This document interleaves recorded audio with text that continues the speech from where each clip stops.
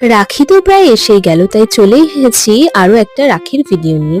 এখানে আমি একটা প্রাইস ট্যাগ নিয়েছি, যেটাকে আমি গোল করে কেটে নিলাম। তারপর কিছুটা তুলো ভালো করে গোল শেপ করে আঠা দিয়ে তার উপর লাগিয়ে সাইড করে রাখলাম। আজকে আমি বানাচ্ছি স্নোম্যান।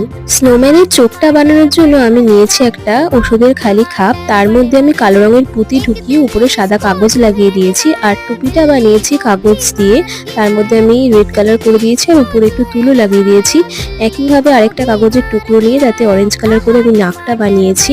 তারপর আঠাটা শুকিয়ে যাওয়ার পর চোখটা গোল করে কেটে নিলাম। তারপর এক এক করে স্নোম্যানকে টুপি পরিয়ে দিলাম, ওর চোখগুলো লাগিয়ে দিলাম, নাকটা আটকে দিলাম, আর সেম ভাবে কাগজে আমি কালো রং করে ওর মুখটা বানিয়েছিলাম সেটাও লাগিয়ে দিলাম। তারপর উল দিয়ে আমি রাখির দড়িটা বানালাম, তোমরা চাইলে রিবন ইউজ করতে পারো। ব্যাস রেডি আমাদের স্নোম্যান রাখি। বাড়িতে ছোট ভাই বা বোন থাকলে তার জন্য কিন্তু এরকম একটা রাখি বানাতেই পারো।